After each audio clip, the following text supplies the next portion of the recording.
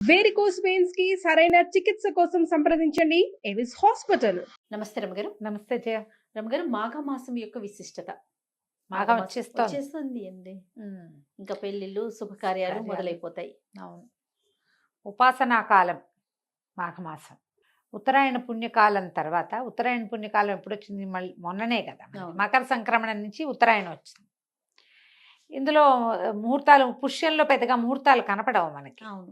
పుష్యం సగం అయ్యాక కదా ఉత్తరాయణం వచ్చేది. మాఘం రాగానే టక టక టక టక పెళ్ళిళ్ళు, గొడుగులు, గృహప్రవేశాలు, అలాంటివి, అక్షరాభ్యాసాలు, ఇవన్నీ వచ్చేస్తాయి. అవును. మాఘంలో కూడా స్నానం విశేషంగా చెప్పబడింది. ఎట్లా మనం కార్తీక స్నానం చెప్పుకుంటామో, మాఘం కూడా ప్రత్యేకమైన మాసంగాను, ప్రత్యేకమైన స్నాన విధిగాను చెప్పబడుతుంది. మాఘంలో చేసే సముద్ర స్నానం చాలా విశేషం. మాఘ పౌర్ణమిని మహామాఘి అంటారు. ఆ మహామాఘిలో సముద్ర స్నానం చేస్తే చాలా నెగిటివ్ ఫోర్సెస్ వదిలేస్తాయట మనని, అలా చెప్తారు. చెప్పబడుతుంది. పురాతన కాలంలో విధానమే ఇదేం. మనం అంటే లేటెస్ట్గా చాలా విషయాలు మనము నార్త్ ఇండియా నుంచి కొన్ని మనం దిగుమతి చేసుకుని అవి పెట్టుకుంటున్నాం, చెప్పుకుంటున్నాం. కానీ ఇది చాలా పురాతనమైనది. మాఘం నిజానికి సౌరమాసంగా చెప్పబడుతుంది, సూర్య సంబంధమైన మాసం. ఇప్పుడు 6 నెలల నుంచి మనము చల్లదనము, చలిలోనే ఉన్నాం. అవును. ఎప్పుడైతే ఉత్తరాయణం మొదలవుతుందో సూర్యుడు ఉత్తర దిక్కుగా వాలి ప్రయాణం మొదలు పెడతాడు. అదే కదా ఉత్తరాయణం, దక్షిణాయనం అవే కదా లెక్కలు. తూర్పు మీద నుంచి ఉత్తరం వైపుకి వాలి ప్రయాణించేటప్పుడు భూమికి దగ్గరగా వస్తాడు సూర్యుడు. ఏటా జరిగేదే అది. ఎప్పుడు ఈ చక్ర సంక్రమణం లాంటి అవన్నీ జరుగుతాయి కదా, దాంట్లో చక్రభ్రమణం లాగా ఈసారి ఇట్లా, ఇంకోసారి అట్లా, అలా జరుగుతూ ఉంటుంది. ఇప్పుడు భూమికి దగ్గరగా రావటం వల్ల ఏమవుతుంది? సూర్యుడు తేజరిల్లుతాడు. ఆల్రెడీ పొద్దున్న నిలవటం మొదలైపోయింది. పండగ వెళ్ళేసరికల్లా హైదరాబాద్ ప్రాంతాల్లో చలి కూడా తగ్గిపోతుంది. కొంచెం మన ఊళ్ళ వైపు తగ్గదు, పొగమంచు బాగా ఉంటుంది. ఇంకా ఇక్కడ మెల్లిమెల్లిగా తగ్గిపోతుంది. పగళ్ళు నిలవడం మొదలు పెడతాయి, పగళ్ళు పెద్దవవుతాయి. ఎండాకాలపు లక్షణాలు మెల్లిగా స్టార్ట్ అవుతూ ఉంటాయి. ఈ సమయంలో మాఘంలో సూర్యుడు శక్తివంతుడు అవుతాడు. ఇప్పటికి 6 నెలలుగా ఆయన కొంత క్షీణించిన వ్యవహారంలో ఉంటాడు. ఇక్కడి నుంచి మళ్ళీ చురుకెక్కటం మొదలు పెడతాడు. ఈ చురుకెక్కుతున్న సమయంలో సూర్యుని యొక్క ఆరాధన అద్భుతమైన ఫలితాన్ని ఇస్తుంది. ఇది ఆరోగ్యానికి, స్కిన్కి ప్రధానంగా చాలా మంచిది. డైజెస్టివ్ సిస్టమ్కి మంచిది, స్కిన్కి మంచిది. దీంతో పాటుగా గ్రహస్థితులలో కొంత మార్పు రావడానికి కూడా మంచి అవకాశాన్ని ఇస్తుంది మాఘం.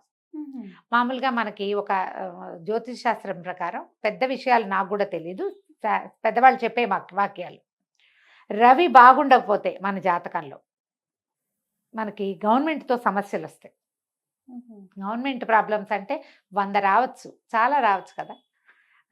మన ఇన్కమ్ ట్యాక్స్ వ్యవహారాలని కానీ, ఏదైనా ఒక బిల్ పాస్ అవ్వటం కానీ, అవి ఇబ్బందులు అవి జరగవు, అవి ఇబ్బందులుగా ఉంటాయి. నాన్నగారి పెన్షను, అమ్మగారి పెన్షను, అవన్నీ స్లో అయిపోతాయి. ఆగిపోవచ్చు, స్లో అయిపోవచ్చు. రవి బాగుంటే ప్రభుత్వానికి సంబంధించిన అన్ని కార్యకలాపాలు మన జాతక రీత్యా బెటర్ అవుతాయి. కాదు కాబట్టి ప్రతి వాళ్ళు తప్పకుండా రవిని ఆరాధించుకోవాల్సిన సమయము, ఆరాధించుకోగలిగినది సులువు. ఎందుకంటే ప్రసన్నుడుగా ఉంటాడు, ఇప్పుడే వేడెక్కుతూ ఉంటాడు. అందుకని ఈ మాఘంలో గనక అన్ని రోజులు సూర్యోదయం అవగానే స్నానం చేసి ఆ పైకి లేస్తున్న బింబాన్ని చూసి నమస్కారం చేసుకున్నా, మనం తూర్పు తిరిగి దండం పెట్టు అంటావా, ఆ దండం పెట్టండి. అది మీకు శారీరక ఆరోగ్యాన్ని బాగు చేస్తుంది, మానసికమైన ప్రశాంతతనిస్తుంది.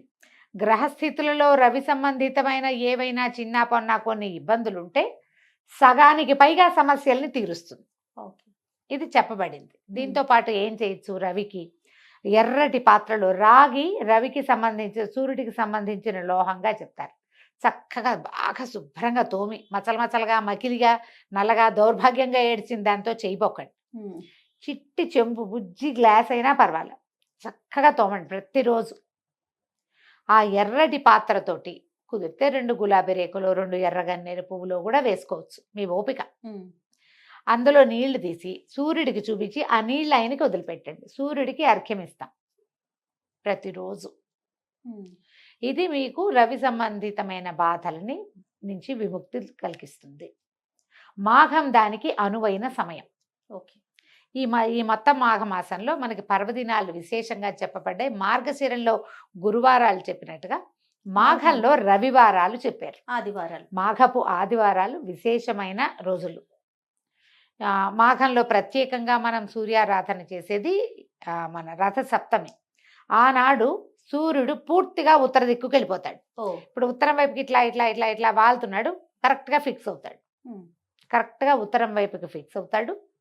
ఆ రోజు నుంచి పూర్తిగా అక్కడి నుంచే నడవటం మొదలు పెడతాడు. ఎండాకాలం ఎక్కటం మొదలు పెడుతుంది. దీని రోజున రథసప్తమి రోజున పాలు పొంగించడం తెలుగునాట ఒక ఆచారంగా ఉంది. సూర్యుడికి పాలు పొంగించాలంటే ఆవు పిడకల దాలి మీద, ఆవు పిడకలతో వెలిగించిన కుంపటి మీద చేస్తే ప్రశస్తంగా చెప్పబడింది. మీ అవకాశాలను బట్టి చేసుకోండి. పొయ్యి మీద, మామూలు స్టవ్ మీదైనా, కట్టెల పొయ్యి మీదో, పొయ్యి మీదో, లేదా కుంపట్లోనో పిడకల దాలి వేసి, అవి ఆవు పిడకలు ఎప్పటివి, మొన్న మనం గొబ్బి పిడకలు కొట్టేంది కదా, ఎప్పుడు ధనుర్మాసంలో ఆ పిడకలు 4 ఉంచుకుని ఈ రోజున ఇది చేసుకోవటానికి మంచిది. అవకాశం ఉంటే చెయ్యండి. పాలు పొంగించడం, ఈ పాలని 3 సార్లు పైకి పొంగనివ్వాలి. పాలు పొంగుతూ ఉండగా కాసిన బియ్యాన్ని నేతితోటి కొద్దిగా తడిపి పక్కన పెట్టుకుని ఆ బియ్యం వేయటం, మళ్ళీ ఇంకోసారి పొంగొస్తుంది, మళ్ళీ కాసిన బియ్యం వేయటం. ఇట్లా ఒక గుప్పెడు బియ్యాన్ని ఒక 3/4 లీటర్ పాలు పెడితే సరిపోతుంది. గుప్పెడే బియ్యం అంతే. ఇది ఉడికిన తర్వాత చిక్కుడుకాయలతోటి ఆరాధన చేసుకుంటాం. ఇది మనం సూర్యుడికి సమర్పించటం.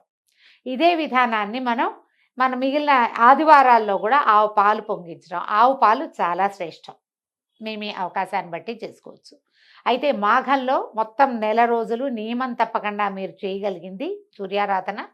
ఒకటి స్నానము, మాఘ స్నానము, మాఘ పురాణ శ్రవణము. అది మనం చెప్పున్నాం, ఛానల్లో ఉంది, వేస్తారు మన వాళ్ళు పొద్దున్నే. అవునండి. పురాణ శ్రవణము, తర్వాత సూర్య దర్శనము. ఆదివారాలు వీటిని ఏవైనా అవకాశం ఉంటే జరుపుకోవటము. అయితే ఈ మాఘంలో కొంచెం ప్రత్యేకంగా చెప్పబడిన విధానాలు ఇంకా 1-2 ఉన్నాయి. ఏమేమి వస్తాయి మనకి? వసంత పంచమి ఒకటి విశేషం. అవును, సరస్వతీదేవి యొక్క పుట్టినరోజు. ఈ వసంత పంచమి నాడు విశేషంగా శాస్త్రము అవి చదువుకోవచ్చు. కొత్త పుస్తకాలు మొదలు పెట్టచ్చు. పిల్లలకి అక్షరాభ్యాసాలు చేసుకోవచ్చు లక్షణంగా. మీరు ఏమి ఇంకా తిథి వారవార్జం ఏం చూడక్కర్ల. పిల్లల నక్షత్రాలు సరిపెట్టాల్సిన పని లేదు. ఒకవేళ మీ గురువుగారు, పురోహితులు ఎవరైనా అబ్బాయి అలా పనికిరాదండి, మనం పిల్లల నక్షత్రాన్ని బట్టే మనం ముహూర్తం పెట్టుకోవాలండి, మీరు ముహూర్త నిర్ణయం చేసుకుని ఉండుంటే ముహూర్తం ప్రకారం వెళ్ళండి. అలాంటి నిర్ణయం ఏమీ లేదు. ఏదైనా ఒక మంచి రోజు చేయదలుచుకుంటే కనుక వసంత పంచమంత మంచి రోజు ఇంకొకటి లేదు. ఓకే, చక్కగా ఆ రోజు అక్షరాభ్యాసం చేసేయండి. పిల్లల్ని కూర్చోబెట్టి కాసేపు చదివించండి. మీరు కూడా లక్షణంగా కాసేపు కూర్చొని చదువుకోండి. సరస్వతి ఆరాధనకి చాలా మంచి రోజు. అమ్మవారిది ఏదైనా ఒక ఫోటో పటం ఏదైనా ఉంటే పెట్టుకొని సరస్వతి నమస్తుభ్యం చదువుకోండి. అంతే. పిల్లలకి అది నేర్పించండి. రాకపోతే వస్తే ఇంకో 2 సరస్వతి స్తోత్రాలు ఏమైనా చెప్పుకోండి. మన సరస్వతి అమ్మవారిది అష్టోత్తర శతనామావళి దొరుకుతుంది. ఆ నామాలతోటి తెల్లని పువ్వులతోటి అర్చన చేయండి. అమ్మవారికి పంచదార వేసిన పాయసం నివేదన చేయొచ్చు, మరి పానకం నివేదన చేయొచ్చు, పెరుగన్నాన్ని కూడా నివేదన చేయొచ్చు. తిరగమాత పెట్టక్కర్లా, కమ్మని పెరుగు అన్నాన్ని కూడా సరస్వతి మాతకి ఆ రోజున నివేదన చేయొచ్చు.